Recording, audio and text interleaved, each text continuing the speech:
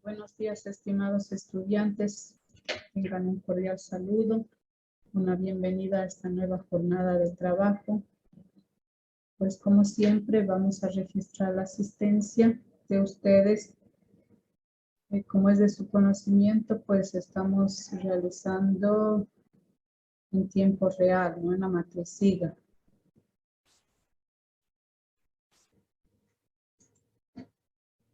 Aunque también yo le estoy registrando pues en la otra física también.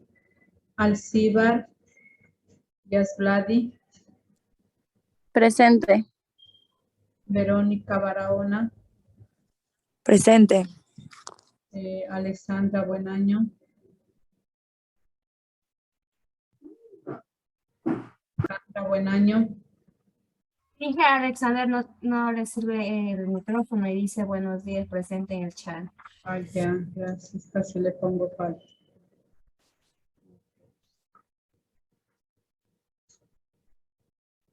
Ya, Buenaño. Choto Gavilán Graciela. Graciela Choto. Graciela Choto. Yerlin Gaibor. Presente, Inge, buenos días. Goyes Evelyn. Evelyn Goyes. Presente, Inge. Buenos días, Goyes. Días, ya. Carolina Ureso. Presente, Inge, buenos días. Buenos días, niña. Marjorie Isa. Presente, Inge. Inge, la compañera Choto sí está, creo que no le vale el micrófono. Está conectada. Dije, sí, buenos días. No se prendía pronto mi micrófono. Está presente, Choto. Ya. Grueso, ¿sí está? Sí, Inge, buenos días. Ya, disculpen. Marjorie Isa, ¿está? Sí, Inge, presente. Maritza Nole. Presente, Inge. Mariela Nocteno. Presente, Inge. Buenos días. Buenos días. Maislin Pantoja. Presente, Inge, buenos días. Buenos días. Jocelyn Pozo. Buenos días, Inge, presente. Buenos días. Jocelyn Rosado. Presente, buenos días. Buenos días. Tatiana Chihuango. Presente, Inge, buenos días. Estamos completos. ¿Alguien de ustedes falta aquí? ¿Alguien falta en esa matriz? Todos estamos 14.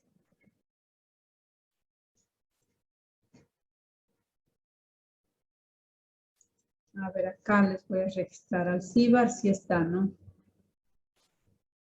Alcibar está. Barahona está. Sí. Buenaño está. Choto sí está. Gaibor sí está. Goyes está. Grueso está. Sí, Inge. Isa sí está. Marisa Noli sí está. Mariela Noteno sí está. Maislin sí está, ¿no? Sí, Inge. Jocelyn también. Pozo Rosado, Jocelyn también. Chihuango Tatiana. Felicitaciones, estamos todo el mundo. Nadie falta en esta matriz, ¿verdad?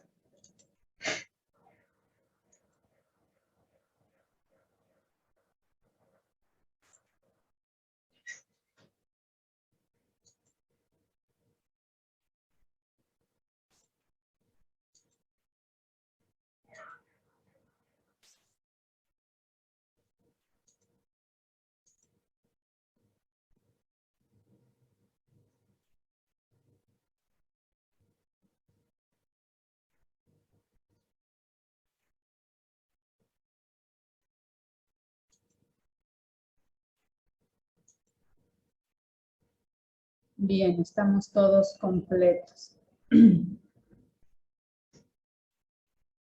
Bien, a ver que me quiera recordar algún compañero o compañera que hablamos A ver, antes de nada, mejor, antes de que me olvide, luego me olvido, no tengo evidencias de ustedes. Prendamos la cámara para hacer una captura, por favor. Una captura de pantalla. Son tan bonitas y bonitos que no quieren que los miremos. Choto. Carolina. Carolina. Gracias, Maritza, qué bien. Tatiana. Yasmín no se le ve, no se le puede apreciar muy bien. Son Yasmín, que un poquito la cabeza, solo la cabeza, la corona se le ve. Yasmín. Jocelyn.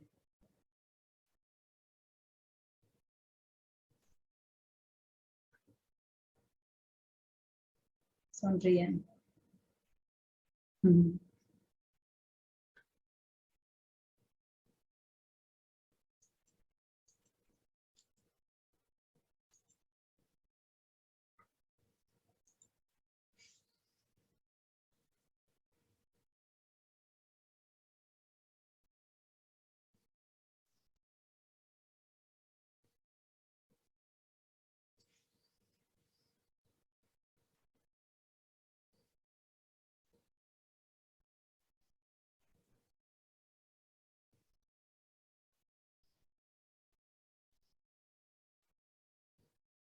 Bien. A ver, alguien que me quiera recordar qué hablamos en la clase anterior.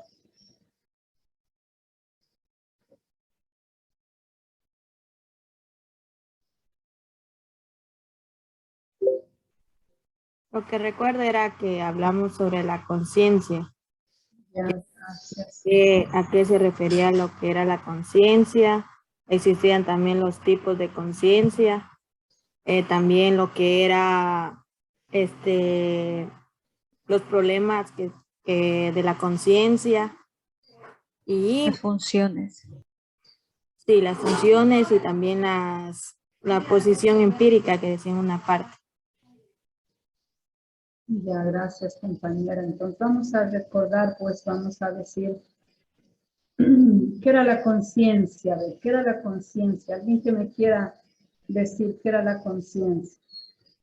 Es una voz interior o algo así. A ver, Una voz interior. ya vamos. Cuando definamos, no digamos algo así, ¿no? Alguien decía, no me gustan las palabras calientes, o sea, ¿es o no es, no? Entonces vamos a decir, la conciencia es. Sí, es. Ya, la conciencia la habíamos definido, habíamos dicho que era como una voz interior, ¿no? Como un juez interior, una vocecita interna que nos dice, pues, si hicimos bien o si hicimos mal. Eso era la conciencia, esa es la conciencia, ¿no? La conciencia moral, ¿qué decíamos que era?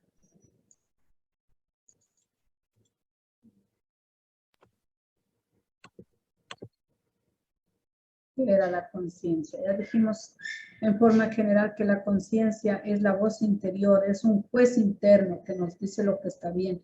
¿Y la conciencia moral qué es?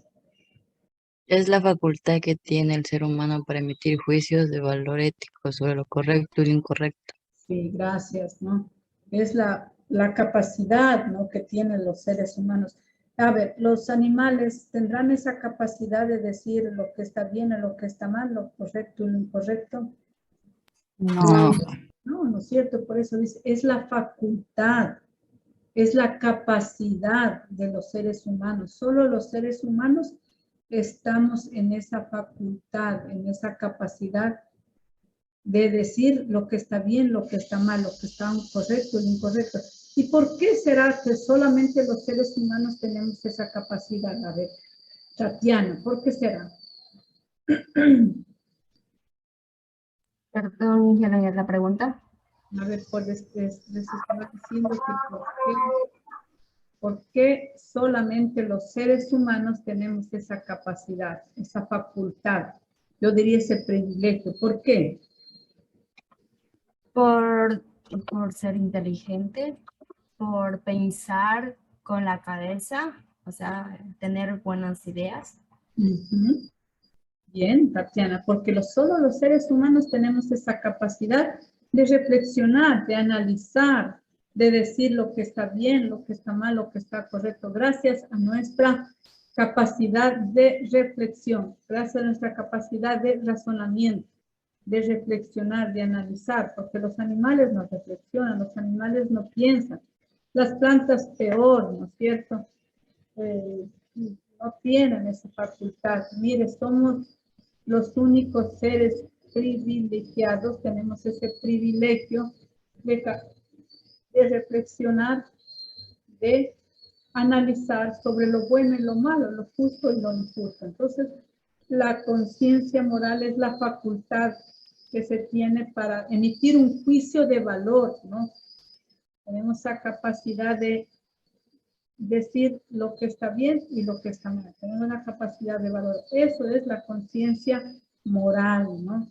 Ya también hablamos acerca, decíamos, de la conciencia moral y luego hablamos acerca de los tipos de conciencia, ¿no? Y hablábamos de una conciencia cuando una persona tiene esa moral, es inmoral, y cuando es inmoral, cabe. ¿Se acuerdan?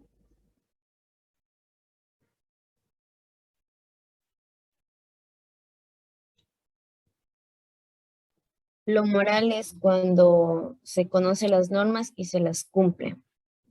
Lo inmoral era cuando se conocen las normas, pero no se las cumple. Y lo inmoral, o sea, es como se dice que se carece de conciencia o se desconoce. Por ejemplo, los bebés o los animales todavía carecen de conciencia. A ver, ya. Gracias, Maislin, ¿no? Decíamos que lo moral es que cuando tener una conciencia moral es cuando conocemos los preceptos, las normas, ¿no? Yo conozco que es pecado, ¿no? Según la ley divina y la ley de los hombres, decimos que es pecado matar, es pecado robar, pero yo sé y lo hago, ¿no es cierto? Eso es inmoral, ¿no es cierto? Y lo moral es cuando yo sé que eso es malo, que eso es pecado, pero no lo hago, ¿no es cierto? Eso es moral. Y lo inmoral es conocer y hacerlo, ¿no es cierto? Ya. Y lo amoral, decía Maslin, lo amoral es cuando se carece de conciencia, ¿no? No tenemos, es decir, esa capacidad de reflexionar, de analizar, ¿no? De lo que está bien y lo que está mal. Por ejemplo, un niño o los animales o una persona que tiene una discapacidad mental, pues ella no puede reflexionar, esa persona no puede analizar, porque no se desarrollan en su cerebro esas operaciones mentales, ¿no? O sea, todo eso sucede en dónde? En nuestro cerebro, en nuestra mente, ¿no? En nuestra mente se suceden esas operaciones. Por lo tanto, la conciencia moral, pues, como decíamos, es la facultad, es la capacidad de emitir un juicio de valor sobre lo bueno y lo malo, lo correcto y lo incorrecto. Y eso solamente los seres humanos tenemos esa capacidad. Entonces tenemos estos tres conceptos para diferenciar lo amoral,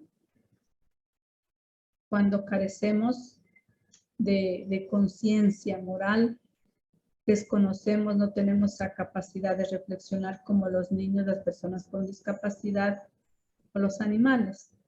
Lo inmoral, pues cuando conocemos, sabemos lo que está bien y lo que está mal y lo hacemos. Y lo moral, pues cuando sabemos lo que está bien y está mal, pues si no lo hacemos, ¿no?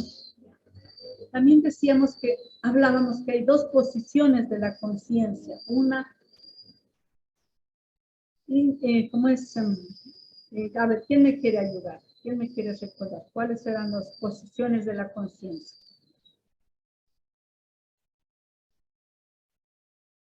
Gnástica creo que era una.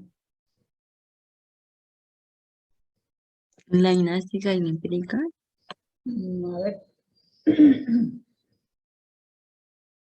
Dos tipos de posiciones de en la conciencia. Conciencia, ¿cuál era? Conciencia recta, veo. Esos eran los tipos de conciencia, ¿no? Era la innatista, ¿y cuál era otra? Empírica. Empírica. Empírica, ¿no? La conciencia, teníamos dos posiciones de conciencia, la innatista y la empírica. ¿A qué hacíamos alusión cuando decíamos de la conciencia innatista? Verán, esto hace pregunta de examen, ¿no? Los tipos de las posiciones de la conciencia moral. Existen dos posiciones fundamentales, ¿no? La innatista y la empírica. ¿Y la innatista a qué se refiere? A que la conciencia ya nace en el ser, es propia del ser humano. Nace con el ser humano, con el individuo, con la persona. Es una capacidad propia, una facultad propia del ser humano, de la humanidad, de la naturaleza humana. Por ejemplo, esa capacidad que tenemos de juzgar, de analizar lo bueno y lo malo, lo correcto y lo incorrecto, es propio de la razón humana, que gracias a que nosotros tenemos esa capacidad de raciocinio, de razonamiento, podemos decir lo que está bueno.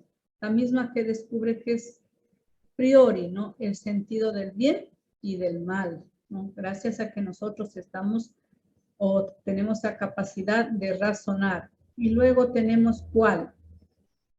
La conciencia empírica, ¿no? ¿Y a qué se refiere la conciencia empírica? Que sostiene la conciencia moral, o sea, es decir, es el resultado de la experiencia de las exigencias y mandatos de la familia, educación y la educación. Que es el resultado pues de la experiencia, de lo que tenemos, de lo que hemos aprendido, de los preceptos morales que nos han enseñado, nos han inculcado nuestros padres, ¿no? Desde la cuna, que eso nace, no sé, de nosotros, que está con nosotros. ¿Pero por qué? Porque nuestros padres fueron los mediadores, los portadores de los preceptos morales y éticos, ¿no? Como son el respeto a los derechos humanos, el respeto a los adultos mayores, el respeto a los niños, la honestidad, la honradez, la puntualidad, la pulcritud, la generosidad, la empatía. Todos estos principios y preceptos morales nos lo han enseñado ¿quién? En casa, en la familia, en el hogar. Nos los han transmitido de generación en generación.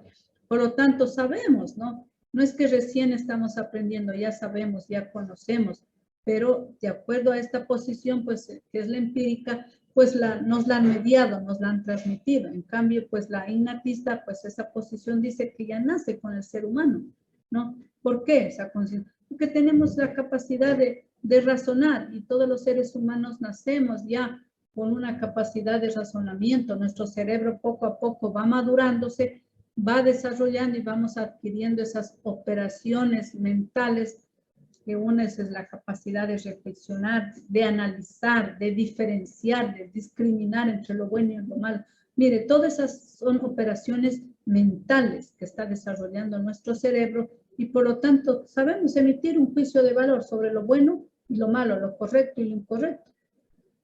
Y ya nacemos con el razonamiento, a no ser de que seamos poseamos una discapacidad mental, no podemos reflexionar sobre lo bueno y sobre lo malo. También vimos pues los tipos de conciencia, ¿no? Los tipos de conciencia. Ahí teníamos pues una de ellas era la conciencia verdadera, ¿no? Que está en sintonía con la verdad objetiva, decía, con las normas convencionales, o sea, por sentido común, ¿no? Que estamos de acuerdo con lo que pensamos, con lo que decimos. Esa es la conciencia moral. No puedo decir yo soy justo, soy honesto, ¿no? Pero pues actúo de otra forma, pregono nomás, ¿no? Pregono, o sea, digo, pero no, en realidad no practico. Esa es una conciencia bueno, digamos falsa, pero aquí sí que está en sintonía lo que pregono con lo que hago, con mis actos, pues esa es una conciencia verdadera, ¿no? Esa conciencia está de acuerdo y en sintonía, la verdad objetiva. Conciencia recta, pues es la conciencia, pues, que tiene coherencia consigo mismo, con mis criterios éticos, actúo de acuerdo a lo que yo he aprendido, a lo que me han formado bajo mis principios. Esa es la conciencia recta, ¿no? Conciencia errónea, o también se la conoce recta falsa, que no configura su verdad personal o su convicción con la verdad objetiva. Es decir, que la persona cree que es correcto a nivel subjetivo individual, pero en realidad es erróneo desde la perspectiva de la verdad objetiva. Por eso se conoce como recta falsa. La persona no configura su verdad personal o su verdad con la convicción objetiva. Cree que está bien, ¿no? De acuerdo a su criterio, pero no lo es. Tenemos la conciencia viciosa, que pues en este tipo de conciencia una persona no es sincera consigo mismo, es decir, con su rectitud personal, ¿no? Con lo que dice. ¿Por qué? Considera que lo que está haciendo está mal, conoce, pero pues más es el vicio, ¿no? Lo que le atrae, como por ejemplo los alcohólicos, dicen, ¿no? Sabe que les hace daño. Los que consumen cigarrillos, sabe que es perjudicial para su salud, pero sin embargo lo hace, ¿no? Una conciencia que no es sincera consigo mismo, sabiendo que le hace daño y lo hace, ¿no? Luego teníamos una conciencia rígida en el cumplimiento, en cuanto a se caracteriza por el cumplimiento de las normas de forma radical y rigurosa a la luz de la rectitud personal, es decir, pues que es demasiado correcta, ¿no? Esa persona no da tiempo a la flexibilidad. La conciencia laxa, pues se está asumiendo como la flexibilidad exagerada y a veces hasta excesiva relajación de las normas. Bueno, esto es correcto, esto es incorrecto, conoce, sabe, pero pues también igual flexibiliza, ¿no?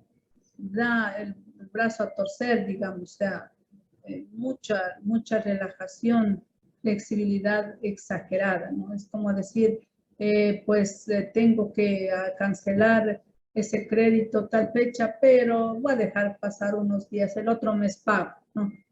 No es relativiza esa verdad objetiva asumiendo la flexibilidad exagerada, pues y a veces pues no es pertinente, ¿no? Teníamos también la conciencia escrupulosa, conciencia que es similar a la rígida, ¿no? Este tipo de conciencia concibe el más mínimo error o equivocación como un motivo para valorar el acto como inmoral. Es decir, que si me equivoqué, algo flaqueé, es inmoral, es incorrecto, es pecaminoso. Es otro tipo de conciencia errónea, pues porque considera pues de que está mal, que es pecado, por lo tanto es conciencia escrupulosa se llama. Teníamos las funciones de la conciencia, teníamos 3 funciones de la conciencia, porque si bien es cierto la conciencia, perdón, cumple un papel, un rol en nuestra actividad, ¿no? ¿Qué sería pues si no tendríamos esa capacidad de reflexionar y analizar sobre lo que estamos haciendo? Sería un caos. Tiene esa capacidad de captar ciertos principios generales por los que distinguimos entre lo moralmente bueno y lo moralmente malo. Eso nos ayuda la conciencia a distinguir entre lo bueno y lo malo. También otra función es a formular juicios prácticos de valor, es decir, referidos a la acción, juicios concretos, a decir lo que está bien y lo que está mal. Otra de las funciones es la función autocrática, pues que esto nos permite autojuzgarnos a nosotros mismos, decir lo que está bien y lo que está mal. Eso es nuestro juez interior, esa vocecita interior, decíamos, por eso decimos autocrática, ¿no? Que nos juzgamos a nosotros mismos. ¿Para qué sirve la conciencia moral? Pues la conciencia moral tiene un punto de vista interno y otro externo que depende de aquel, ¿no? En sentido interno, interior, que es la posibilidad de elegir con base a un código ético el camino o acción a seguir, ¿no? Ahí tenemos las dos cosas, lo bueno y lo malo, lo justo y lo injusto, lo que es correcto y lo incorrecto. Y pues eso nos permite decidir, ¿no es cierto? Porque nadie nos va a poner pistola en el pecho sobre lo que hagamos, ¿no? Esa elección se basa también en conocer que cada acción tiene su consecuencia y que como tal el ser humano es responsable. Si me voy por el camino del bien, pues ya sabemos lo que me espera. Y si me voy por el camino del mal, pues también tengo que asumir esa responsabilidad que yo fui quien decidí y escogí ese camino, ¿no? Y esa interioridad permite evaluar los pensamientos, los actos, los hábitos y el modo de vida. Por supuesto que en esta evaluación aparecen los juicios de valor.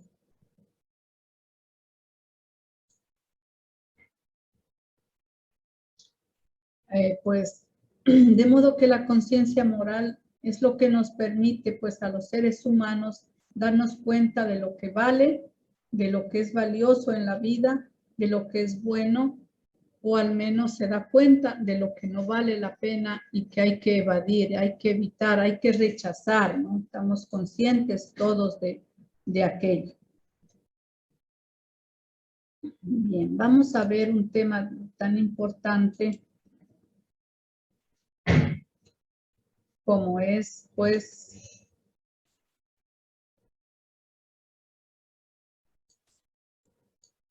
el origen del conocimiento.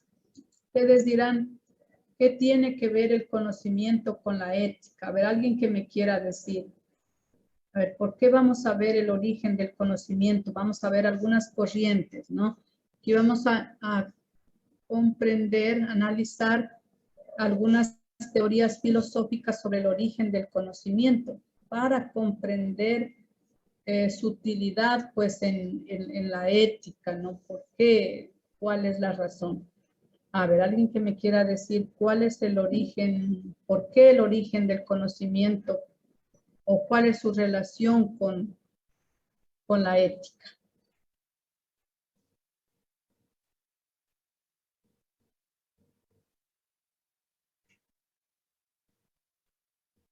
A ver.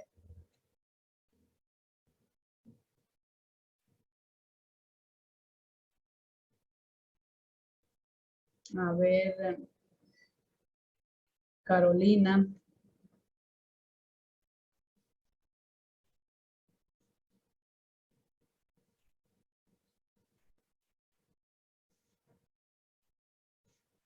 A ver, Evelyn Oyes. Sí. A ver, estoy preguntando a todos, ¿no? Y a usted. ¿Por qué, dirán ustedes, qué tiene que ver el origen del conocimiento con la ética? ¿Por qué?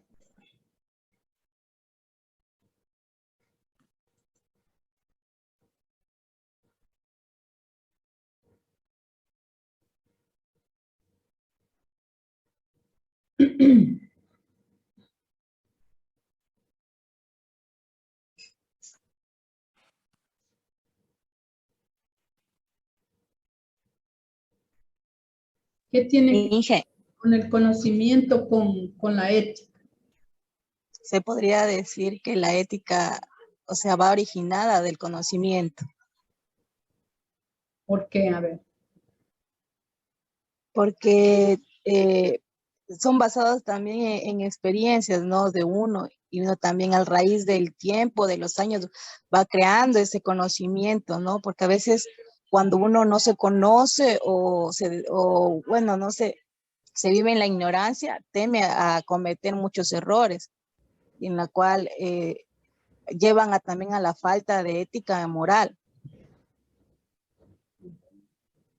Gracias, Carolina. Decimos, se suele escuchar o se dice, ¿no? Yo si volviera a nacer, haría esto, ¿no? Si volviera a nacer, haría lo otro, ¿no? Decimos, se escucha, ¿no? Entre el común de la comunidad, del pueblo, del grupo de amigos, si volvieran a hacer lo otro. Mire, ¿por qué diríamos así?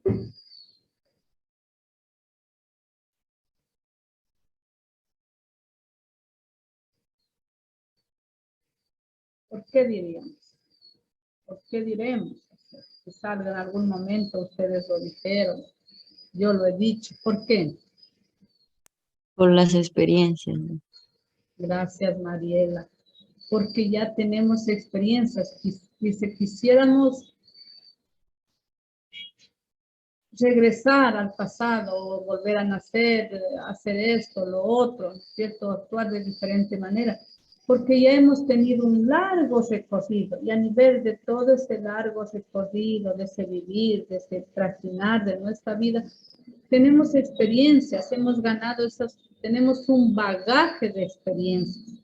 Entonces, gracias a experiencias ya actuáramos de diferente manera y hemos adquirido el conocimiento gracias a la experiencia, ¿no? Gracias a la experiencia, ¿no? ¿De qué otra forma más se lo obtiene el conocimiento? De los errores que uno comete, Inge, a veces ya... De los errores que también son experiencias, ¿no es cierto? Dice que más se aprende de los errores antes que de los aciertos, porque si nosotros cometemos algún error y ya conocemos, pues no vamos a volver a cometer el mismo error en el futuro, ¿verdad? Porque ya tenemos ese conocimiento. Por lo tanto, se tendrá que ver el conocimiento que adquirimos con nuestra actividad como profesionales, como personas, tendrá que ver.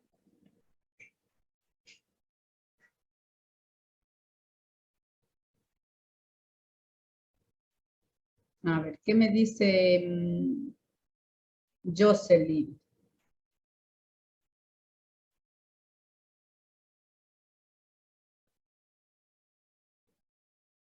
A ver, Alexander.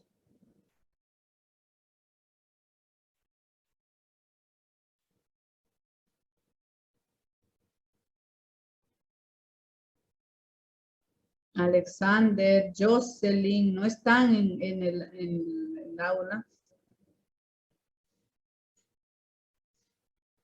Al compañero Alexander no le vale el micrófono. Ya, gracias. Ya, a ver, participemos. Yo es como que estuviera sola aquí. A ver, Jasbladi Alcibar, a ver. ¿Qué me puede decir? ¿Tendrá que ver el conocimiento con la ética?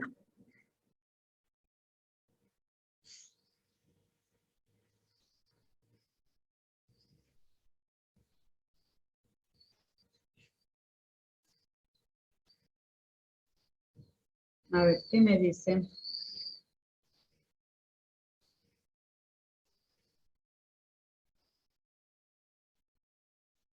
A ver, ¿qué me quiere decir? ¿Que sí, que no? ¿Quién da más? Inge, bueno, yo digo que sí porque ambas parten desde la capacidad de razonar ante las acciones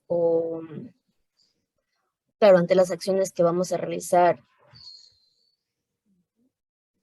Bien, excelente, ¿no? Gracias a que tenemos esa capacidad de reflexionar, de analizar, pues nos permite discernir entre lo bueno y lo malo, lo correcto y lo incorrecto, emitir juicios de valor, ¿no? Por lo tanto, tiene que ver el conocimiento que se lo adquiere, pues a través del razonamiento, el conocimiento que se lo adquiere a través de la experiencia, ¿no? Por ello vamos a ver algunas teorías acerca del origen del conocimiento, ¿no? Vamos a ver algunas teorías pues acerca del origen del conocimiento. Y dentro de ellas pues tenemos el apriorismo, el intelectualismo y el empirismo, ¿no? Esas tres corrientes filosóficas epistemológicas, pues que tienen que ver con el origen del conocimiento, cómo se adquiere el conocimiento, ¿no? Conocimiento que tenemos los seres humanos y que, como ya he dicho, pues los seres humanos somos los únicos seres que tenemos ese privilegio de saber reflexionar, de saber analizar sobre lo bueno y lo malo, lo correcto y lo incorrecto. Bueno, vamos a ver primeramente pues lo que es el apriorismo, ¿no? ¿Alguien ha escuchado sobre el apriorismo? ¿Qué significa a priori? Apriorismo, intelectualismo y el empirismo son tres corrientes filosóficas epistemológicas, ¿no? Sobre el origen del conocimiento.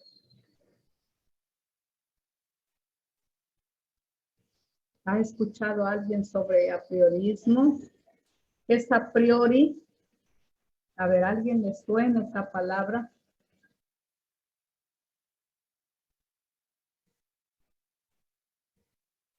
Vamos a empezar estudiando, analizando la corriente filosófica. A ver, ¿alguien me... Antes de algo, sí, correcto, ¿no? Apriorismo significa antes de, ¿no es cierto? Antes de. Ya, correcto, muy bien, ha escuchado el compañero. Antes de, a priori. Antes de algo.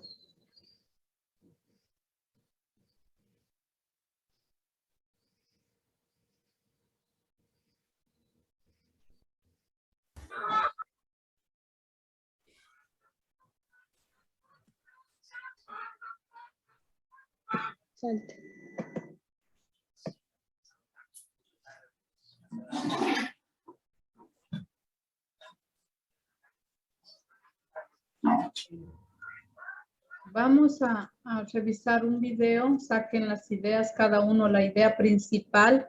A todos les voy a preguntar, ¿no? Una reflexión.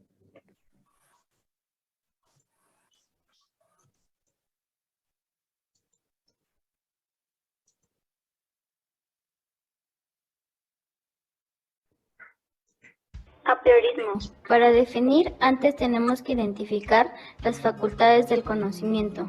1. Sensibilidad. Ordena el caos de sensación y construye los objetos percibidos. 2. Entendimiento. Unifica los fenómenos construyendo juicios. 3. La razón. Unifica todos los conocimientos del entendimiento a partir de ideas que son conceptos a priori. La palabra apriorismo viene de la expresión latina a priori, antes de comenzar, y el sufijo ismo, usado para describir una actividad, doctrina o sistema. Se refiere a un sistema de razón antes, a priori, de actuar. Entonces, ¿qué es el apriorismo? Es una doctrina filosófica como intento de mediación entre el racionalismo y el empirismo, que defiende que se puede adquirir conocimiento del mundo real sin ningún tipo de experiencia. Se deriva de principios innatos independientes de toda experiencia.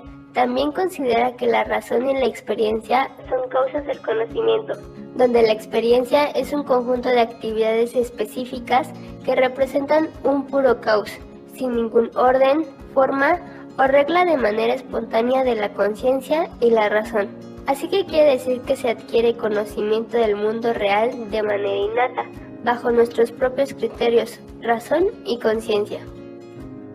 Immanuel Kant nació en 1724 y murió en 1804, filósofo alemán considerado por muchos como el pensador más influyente de la era moderna.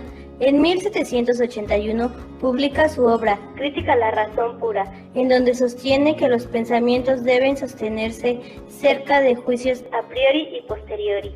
Es posible establecer una distinción entre el juicio a priori, que de acuerdo al filósofo es necesariamente universal y verdadero debido a que no tiene dependencia de la experiencia, y el juicio a posteriori, aquel que se desarrolla por la vía empírica.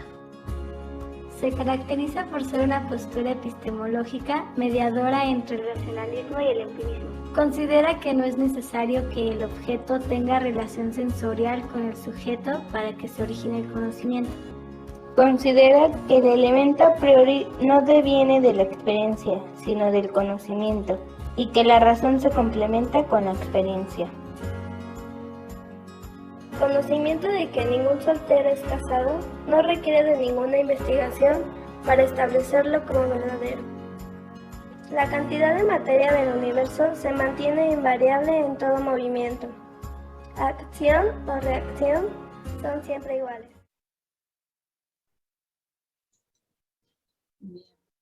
Según lo que hemos escuchado, ¿qué es el apriorismo?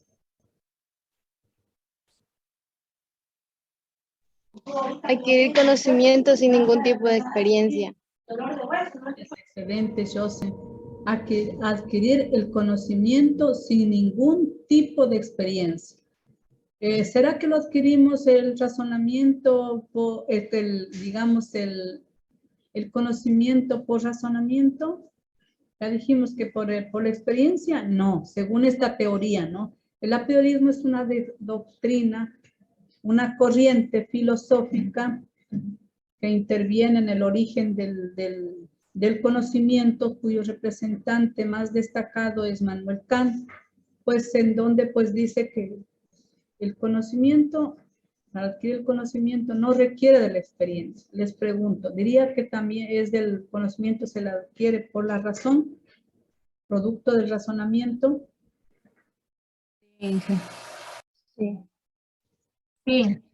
Sí, me dice Tatiana. A ver, ¿quién más participa? Sí, yo también digo que sí. La segunda teoría es el apriorismo. Estamos en el apriorismo. A ver, ¿quién más? Inge, que la razón se complementa con la experiencia. Dice que la razón se complementa con la experiencia, ya. ¿Qué más? Vamos a ver, ¿no? Si escucharon, analizaron. A ver, Marjorie, Isa.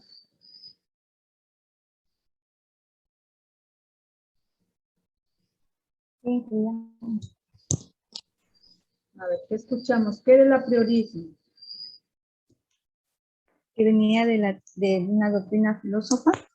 Es una doctrina filosófica, ¿no? Es una doctrina filosófica, es una corriente filosófica y epistemológica.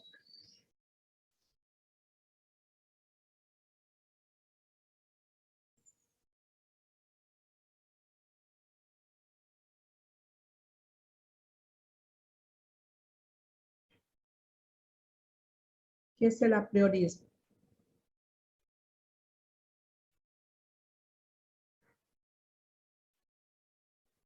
A ver. Ya el compañero. Es un sistema de razonamiento antes de actuar, ¿qué? Es un sistema de razonamiento, no antes de. Ya el compañero decía, a priori significa tener un conocimiento antes de. Alexander dice, es un conocimiento previo que tenemos, antes de estudiar, antes de consultar, antes de investigar, antes de pasar por el examen de la experiencia. Mire, decía, si volviera yo a nacer, no hiciera esto. Ya eso es pasar por el examen de la experiencia. O si yo estudio, investigo, ya es pasar por la investigación, por el razonamiento, ¿no? Pero en cambio el apriorismo es tener un conocimiento antes de, ¿no? Tener un conocimiento previo, un conocimiento innato, o sea, propio, ¿no? Que no se deriva de la experiencia o de la investigación del conocimiento. Vamos a ver qué es entonces realmente pues, el conocimiento, la filosofía. ¿Qué significa, no? Bien, no tener conocimiento previo, ¿no? ¿Qué significa a priori? Situación, es una situación previa a un hecho, o sea, antes, ¿no? Es decir, que va de la causa al efecto, ¿no? Es decir, que es una deducción Es algo que yo deduzco, es una hipótesis que puede ser o no puede ser, ¿no es cierto? ¿Ya? Es adquirir un conocimiento sin recurrir a la experiencia, ¿no? Estos son principios innatos, autoevidentes, absolutamente independientes de toda la experiencia. Es decir, aquel conocimiento que lo adquiero sin conocimiento, ¿no? Por simple deducción, porque yo me supongo que es, ¿no? Adquirir el conocimiento sin recurrir a la experiencia, sin recurrir al razonamiento. Busca llegar a una conclusión dejando de lado la experiencia, haciendo un lado la experiencia. No dice que porque ya pasé por la experiencia puedo decir esto, lo otro. Puedo escoger este camino, puedo tomar este camino porque ya pasé, ya tengo esa experiencia y no, yo no voy a nuevamente incurrir o irme por ese camino. Y en su lugar se basa en el conocimiento adquirido previamente. Pero ¿cómo se lo adquiere? Se lo adquiere previamente, por simple deducción, ¿no? Se adelanta a la ocasión sacando conclusiones sin esperar vivir la experiencia o lo que otros hagan, por simple deducción, por simple hipótesis, ¿no? Por ejemplo, dice, el ejemplo que nos ponían ahí, un soltero no es casado. O un casado no es soltero porque ya está casado. Pues eso no tenemos por qué pasar por el examen de la experiencia, ¿no es cierto? O estudiar, es por simple deducción, ¿no? Decimos todos los adultos mayores para hacer una actividad, pues son pausados, lentos para hacer la actividad,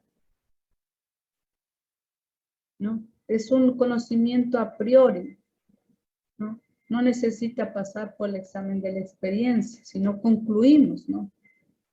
Decimos todo niño es travieso, ¿no? Es travieso, ¿por qué? Por simple deducción, por conclusión, sacamos como conclusión que puede ser eso. Por lo tanto, pues no vamos a decir que estamos obteniendo el conocimiento pues a través de la experiencia, que estamos obteniendo el conocimiento a través de la razón, por razonamiento, no, es por simple deducción, por eso significa que es antes de, a priori, por simple deducción, concluimos que puede ser así. Eso es el a priori. A significa antes, sin a. ¿No? Adquirir conocimiento sin recurrir a la... Es situación previa a un hecho, antes de pasar por el examen de la experiencia, antes de estudiar, de investigar, de razonar. Son principios innatos, absolutamente independientes de la experiencia.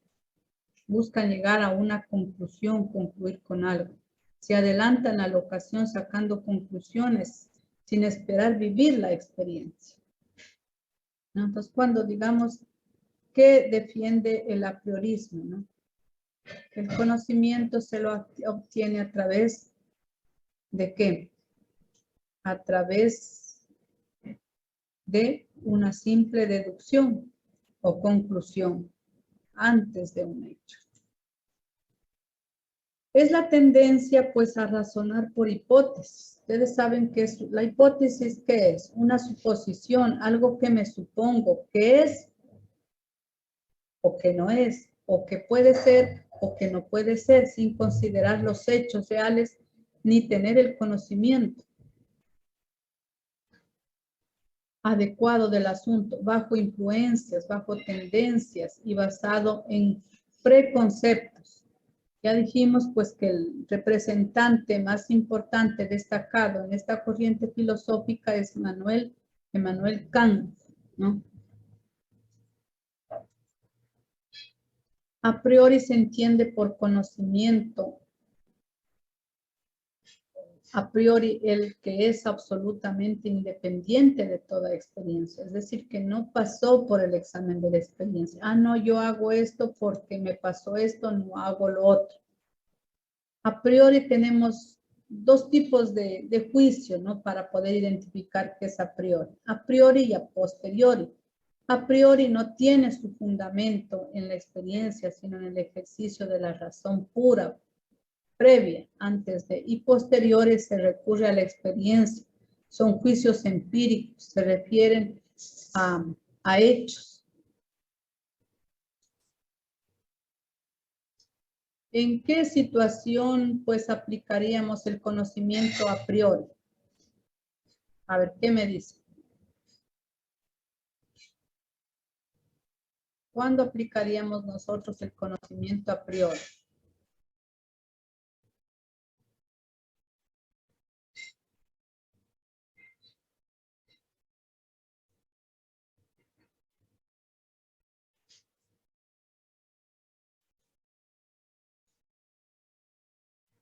A ver, un ejemplo.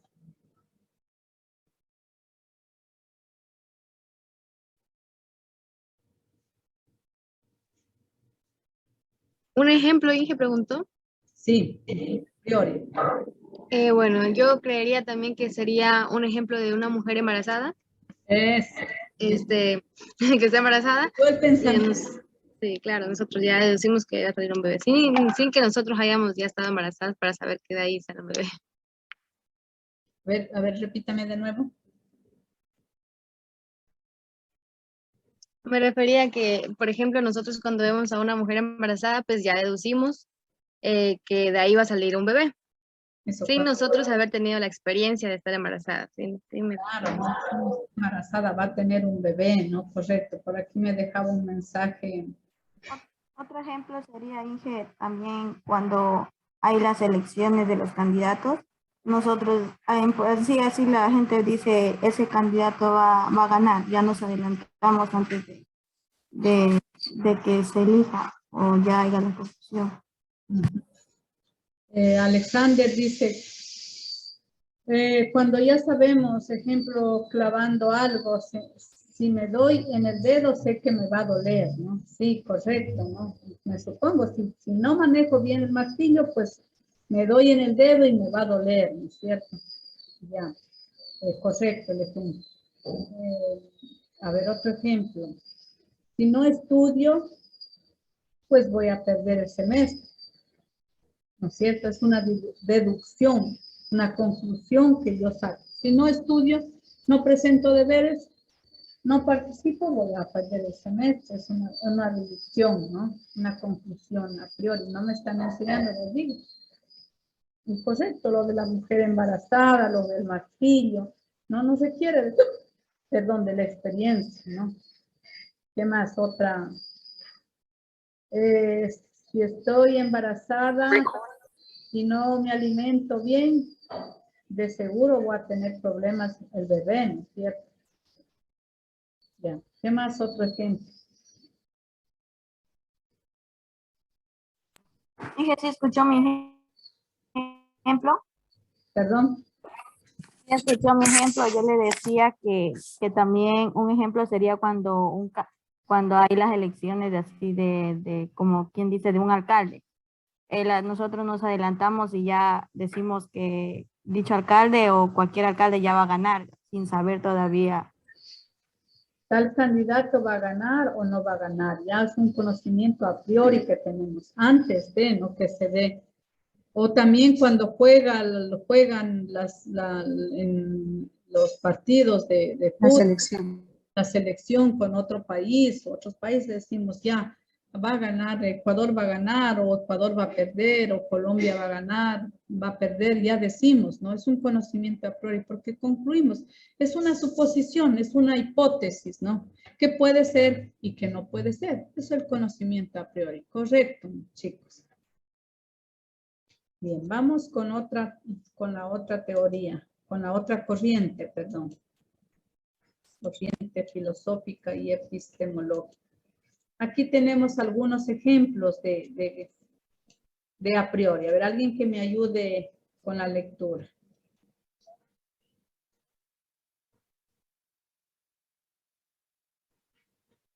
A ver. Ejemplos. Las niñas son más tranquilas que los niños. Seguro me va mal en el examen porque no leí la última página del libro. Todos los ancianos son lentos para realizar sus tareas. La campaña de marketing es muy creativa, seguro vendemos mucho. Todas las personas que fuman desarrollarán cáncer. Las personas que estudian en universidades prestigiosas tienen más éxitos en el trabajo. Los estudiantes con peor promedio no podrán ser profesionales nunca. El carro va a toda velocidad, va a chocar. Haciendo más ejercicio perderé peso más rápido. Las personas buenas nacen, no se hacen. Gracias. Todos estos ejemplos son situaciones donde se asumió lo que pasaría, o sea, decir, se tuvo una hipótesis, se sacó una deducción, una conclusión, ¿no? Más no porque pues es resultado de la investigación o de la experiencia, ¿no? Bien, vamos con la otra corriente filosófica que es el intelectualismo, ¿no? Vamos a tener un conocimiento previo antes de definirlo y para eso pues vamos a ver un video, ¿no? Por favor, pongan mucha atención.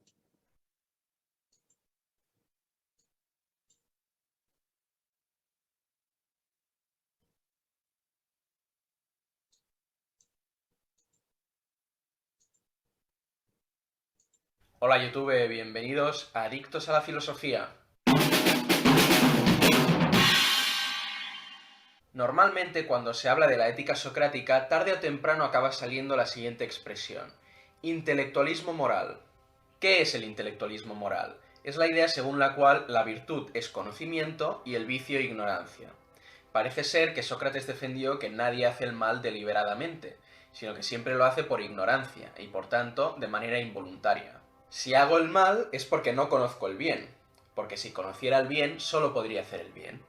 La actitud moral se explica enteramente por el conocimiento. De hecho, quien hace el mal lo hace pensando que será algo bueno para él, que traerá algo bueno para él. Pero si de verdad conociera las implicaciones de hacer el mal, de cometer una injusticia, todo lo que vimos en el anterior vídeo, entonces no lo haría. Esto tiene varias consecuencias. En primer lugar, pues que habrá que invertir más dinero en escuelas que en cárceles. Pero una consecuencia importante es que ya no puede existir ese fenómeno que nosotros llamamos incontinencia. Hacer algo que yo sé que no es lo mejor para mí. Si yo conociera realmente lo que es mejor para mí, según el intelectualismo moral, lo haría de manera inmediata. Por tanto, si no lo hago, es que en realidad no lo conozco, no lo puedo saber. Soy ignorante respecto de mi verdadero bien. Pero esto choca con nuestra opinión común, porque nosotros tenemos experiencia de la incontinencia. Muchas veces sabemos qué es lo que deberíamos hacer, pero acabamos haciendo aquello que nos perjudica. Típico, estás haciendo dieta y te metes un kebab entre pecho y espalda. De Sócrates van a salir muchas escuelas éticas que de un modo u otro van a mantener este papel importante de la sabiduría y del conocimiento en la ética, aunque lo maticen. Aristóteles y el Platón tardío, por ejemplo, van a buscar dar cuenta del fenómeno de la incontinencia, en lugar de negarlo. La solución de Aristóteles, por ejemplo, es hablar no solo del intelecto, del conocimiento, sino también de la voluntad. La razón no mueve necesariamente a la voluntad. Yo puedo conocer teóricamente lo que es mejor para mí y, sin embargo, errar en la acción concreta por culpa de una debilidad de la voluntad. Aristóteles viene a decir que en ocasiones nosotros tenemos un conocimiento de lo que es bueno para nosotros, pero actuamos en la acción concreta sin tenerlo en cuenta, como si lo aparcáramos. Esto a su vez es lo que permite que el incontinente se arrepienta mucho más fácilmente que el vicioso, que ya hace el mal por vicio deliberadamente. En este sentido es mejor ser incontinente que vicioso, porque el incontinente está de algún modo dividido dentro de sí mismo y una de las dos partes todavía le puede hacer reproches a la otra. En cambio el vicioso está corrompido por completo. Dicho esto, un amigo mío en cuyo juicio confío mucho me dijo que el intelectualismo moral adjudicado a Sócrates y muchas veces también a Platón, al Platón joven, es más un problema moderno que un problema clásico. ¿Qué significa esto? Que solo a ojos modernos, con definiciones modernas de lo que es la ética, el bien, el conocimiento, la razón, solo a nosotros nos podría parecer intelectualista una tesis que defendiera que la ética, que el comportamiento ético, depende en alguna medida del conocimiento. De hecho, como se ve en Aristóteles, hay otras maneras de entender la relación entre sabiduría y ética, conocimiento y virtud, y mal e ignorancia, vicio e ignorancia, que no son para nada intelectualistas.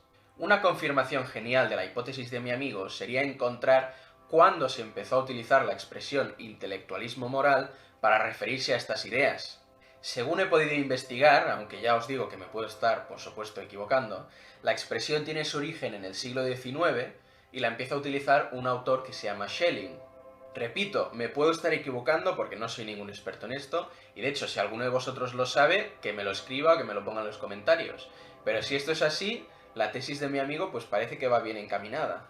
Lo que está claro es que Aristóteles, por ejemplo, cuando critica la posición de Sócrates en la Ética Nicómaco, no dice que es un intelectualista por darle un papel preponderante al conocimiento en la ética. Simplemente plantea que está entendiendo mal la relación entre la sabiduría y el bien, o que hay que desarrollarlo más. Que el verdadero bien necesita la sabiduría y que es algo que no se puede hacer sin la sabiduría, parece razonable. Y también que el verdadero mal, o al menos uno de los males más grandes, es la ignorancia, porque es el típico mal que haces sin darte cuenta y eso no tiene posibilidad de rectificación. Como ya hemos visto en vídeos anteriores, el ignorante cree que sabe, y si cree que sabe, no puede aprender. Sin embargo, hay cierta ambigüedad en esto que Sócrates no aclara, y me parece que es lo que hace que aparezca como intelectualista, al menos a nuestros ojos más modernos. Y es que, ¿de qué tipo de conocimiento se está hablando? Podemos distinguir entre saber hacer algo y saber en qué consiste este algo. Es decir, entre un conocimiento más de tipo práctico y un conocimiento más explícito o reflexivo de tipo teórico. El práctico es un conocimiento entendido como destreza. El músico, el pianista, por ejemplo, tiene la destreza de poder hacer una melodía muy bella, pero a lo mejor o seguramente no sabrá responder a la pregunta de qué es la belleza o por qué esa melodía en concreto es bella. Siguiendo a Aristóteles, el conocimiento teórico, reflexivo o explícito no es suficiente para alcanzar el bien, para realizar el bien. Lo que hay que hacer es transformar ese conocimiento en destreza. Por esto, para la conducta moral es más fundamental la perfección de la voluntad que la perfección del intelecto. Además de saber de algún modo qué es el bien o qué es lo bueno, hay que saber hacer el bien, y para esto necesito una voluntad fuerte. Pero saber hacer el bien es también un cierto tipo de conocimiento y de sabiduría. Así, podríamos concluir que para ser bueno hace falta saber realizar el bien, pero aquí saber no denota exclusivamente un conocimiento teórico, explícito o reflexivo, sino principalmente la posesión de una capacidad, de una disposición o habilidad, de una destreza para la realización de acciones buenas. ¿Se entiende? Pero oye, dejémoslo aquí, que en pocos minutos no vamos a resolver algo que ha traído a los filósofos de cabeza durante siglos. Os dejo algunas referencias en la descripción y os animo a ir a los textos, no os quedéis con lo que yo os diga. Y contadme qué es lo que pensáis vosotros, cuál creéis que es el papel del conocimiento en el comportamiento moral. ¿Por qué pensáis que a veces hacemos el mal que en el fondo no queremos hacer? Si os ha gustado el vídeo, dadle a like, como siempre, compartid con vuestros amigos y si todavía no lo habéis hecho, suscribíos por favor y así recibiréis notificación la semana que viene. Y nada, a seguir pensando. Chao. Bien.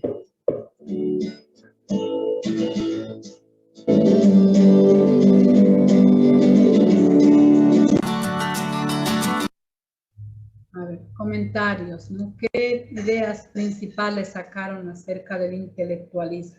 Es otra corriente filosófica y epistemológica sobre el origen del conocimiento. ¿Qué sacamos? ¿Qué ideas?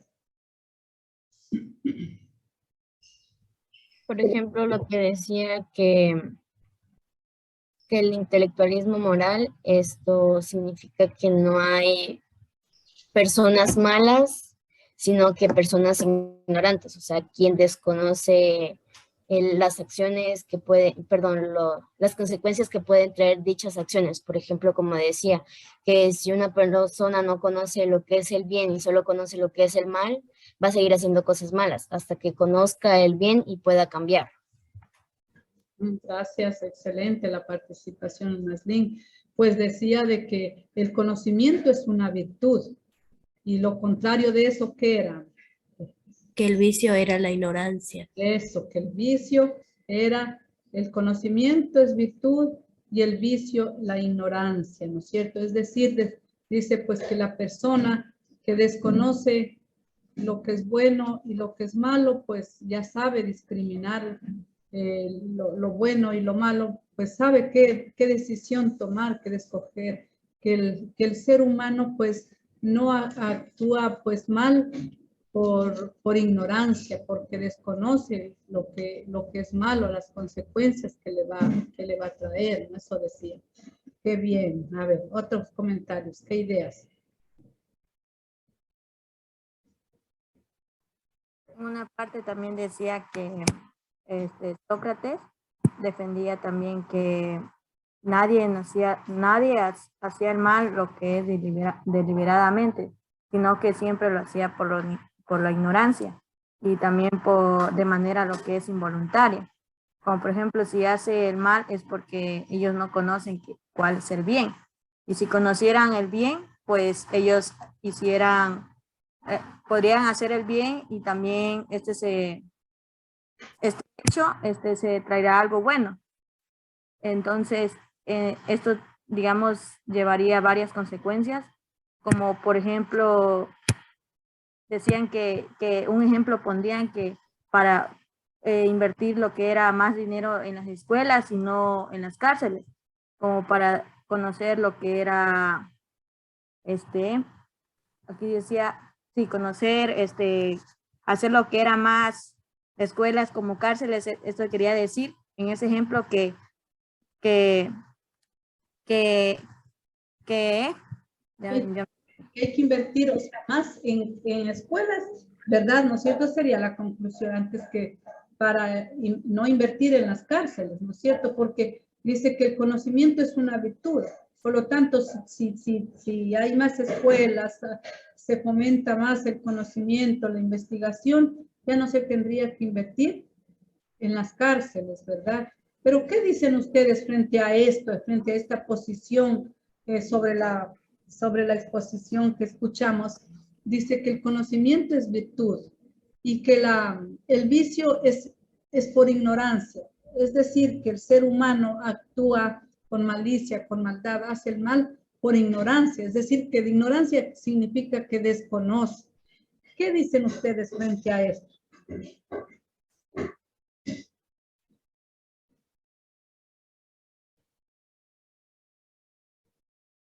Bueno, el chico que hablaba ahí, según decía que la ignorancia, o sea, se cree que sabe todo, pero en realidad no. ¿Qué dicen? A ver, los causantes, los protagonistas de la crisis carcelaria, ¿será que desconocían? ¿Desconocen lo que es bueno, lo que es malo? No. ¿Qué dicen? Algunos sí, algunos no. Yo pienso que sí saben hacer lo bueno, ustedes saben, tienen el conocimiento de hacer el bien y hacer el mal, pero ellos prefieren hacer el mal. Sí, que creo que ellos están más basados en realizar el mal, como lo decía en el video, que si uno sabe solo realizar el mal, pues el mal va a hacer, pero si supiera realizar el bien, haría el bien y no el mal. Ignoran hacer el bien, Inge. Sí, así es, ¿no? Pienso que, por ejemplo, lo que está suscitando actualmente esta semana, los de las huelgas, lanzar piedras, atacarse entre los mismos seres humanos como es la policía y los manifestantes. Somos seres humanos, somos ecuatorianos, estamos cobijados con la misma bandera, vivimos en una misma tierra, en un mismo país, somos ecuatorianos, tenemos derechos. Saben, conocen pues que está prohibido, ¿no es cierto?, hacer daños a las cosas materiales, a los seres humanos, pero se lanza piedras y hace daño. ¿Será que desconocen estas personas, que son ignorantes, que no saben cuáles serán las consecuencias?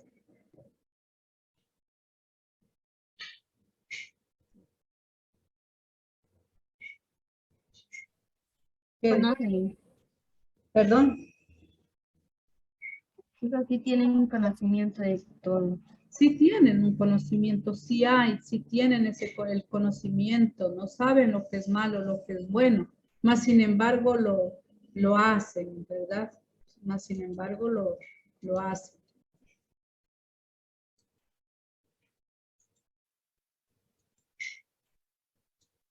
Bien, vamos a definir pues qué es el intelectualismo, ¿no? El intelectualismo es una corriente filosófica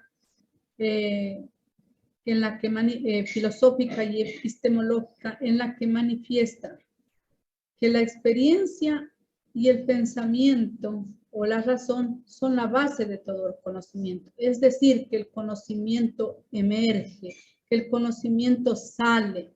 ¿De dónde? O es producto del razonamiento y de la experiencia, o del racionalismo y el empirismo. Es decir, que el conocimiento es el resultado de la reflexión, del razonamiento y la experiencia, ¿no? Que de ahí sale. Mientras que el apriorismo decía que no tiene nada que ver con el empirismo, con el razonamiento, sino que el conocimiento y es a priori, o sea, que nace con el ser humano, que es innato, ¿no?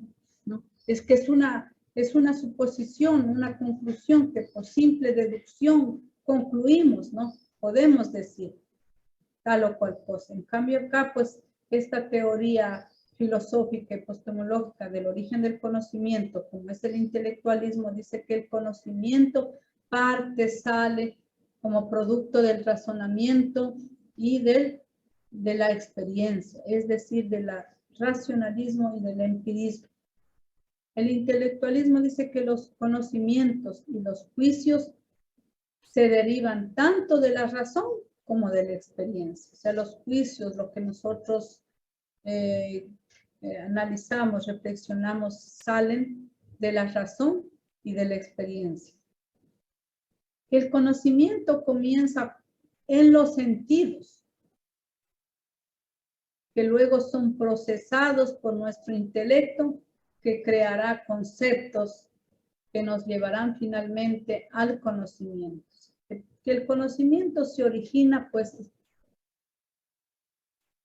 con observación, con lo que escuchamos, con lo que tocamos, con lo que podemos saborear, ¿no es cierto? Allí se origina, en los sentidos, y luego que es procesado por nuestro cerebro, por nuestro razonamiento, y razonamos, ¿no? Todo esto es un proceso, razonamos, para crear pues conceptos que nos llevarán, dice, finalmente al conocimiento, ¿no? Si yo saboreo algo, digo, esto es sal, ¿no? Si saboreo el dulce, algo de dulce, digo, esto es dulce, o esto está agridulce, agrio, ¿no? Mire, ¿a través de qué? Del sentido del gusto. Si escucho algo, estoy aprendiendo a través del oído. Si miro, observo, ¿no? Estoy aprendiendo a través de la observación. Por lo tanto, el conocimiento se origina, según esta teoría filosófica, de la experiencia y del razonamiento.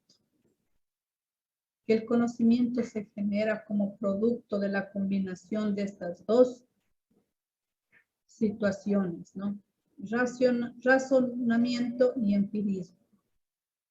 El intelectualismo moral o ético afirma que la experiencia moral y ética tienen como base el conocimiento del bien. Es decir, que solo se puede actuar bien y con justicia si se tiene conocimiento de qué es el bien, qué es la justicia. Por lo tanto, pues decía que el conocimiento es la virtud y la ignorancia es vicio.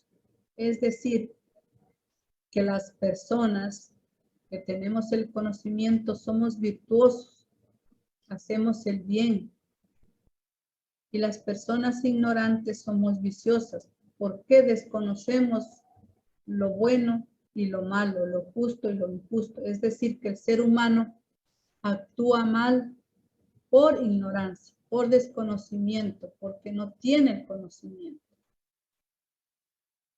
Ahora, frente a esto, les decía, les preguntaba, ¿estamos de acuerdo con esa teoría?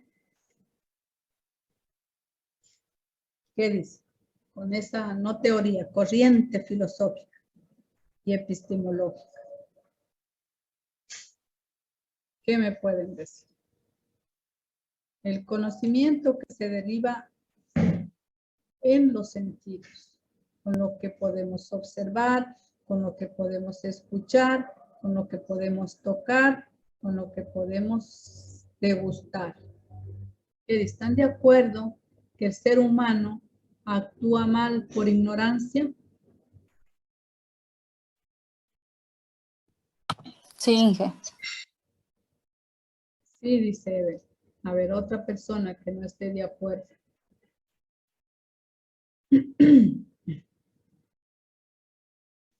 Inge, porque a veces no tenemos conocimientos bien y hablamos o decimos cualquier cosa que no es.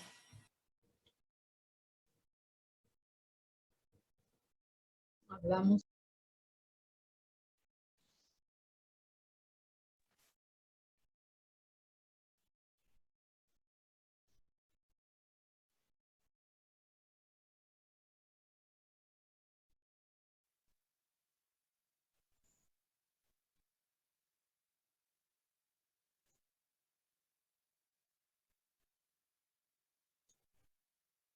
Continuamos.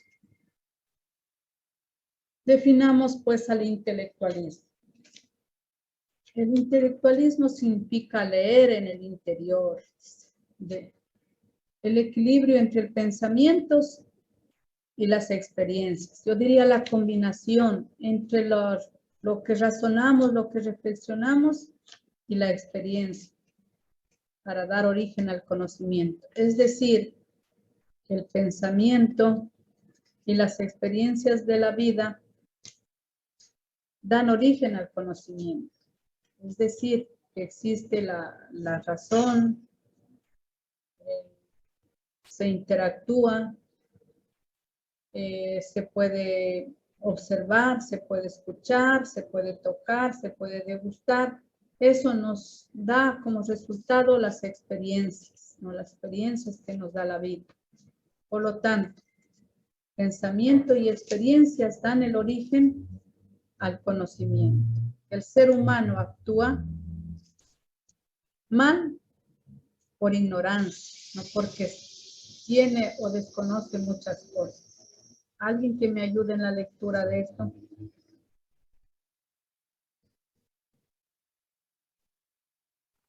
Características intelectualismo. Enseña que aún los conocimientos necesarios y universales derivan de los datos de la experiencia. Sostiene que la experiencia y la razón son las dos condiciones indispensables para la formación de conocimientos universales y necesarios. Ni la experiencia por sí misma, ni la razón por sí misma son capaces de producir conocimientos de esa clase.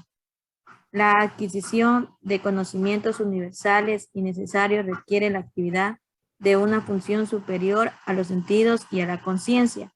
Dicha función superior es la razón.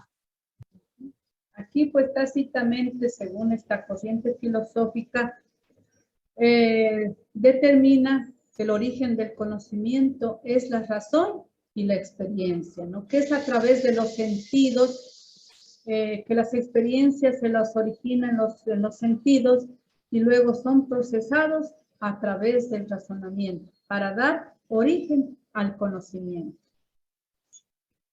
El intelectualismo, pues, es la corriente filosófica, como ya dijimos, del conocimiento que sostiene que la experiencia, el pensamiento o la razón son la base de todo conocimiento. El intelectualismo, pues, afirma que los conocimientos universales, válidos y los juicios lógicamente necesarios derivan tanto de la razón como de la experiencia, porque por separado no conseguirán alcanzar ese tipo de conocimiento.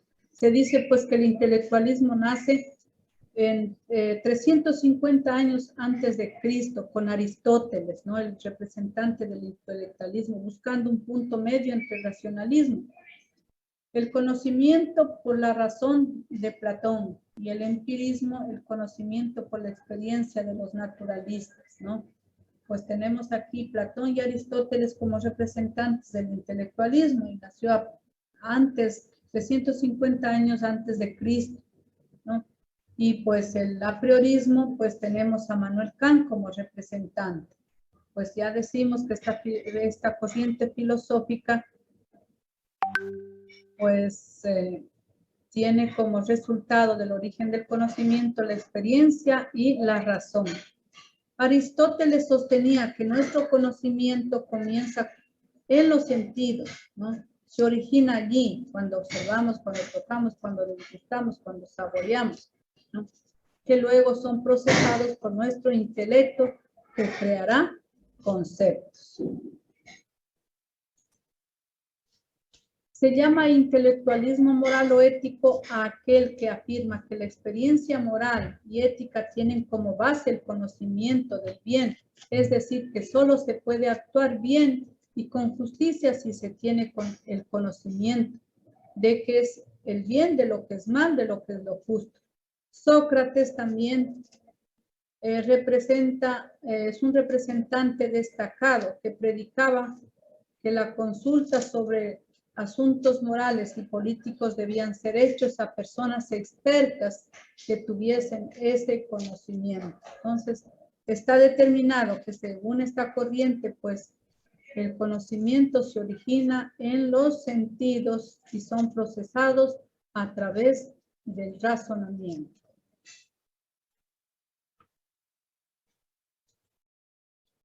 Bien, mañana concluimos. No avanzamos. Que tengan pues una excelente tarde. Ya les registré la asistencia, ¿verdad? Sí. Gracias.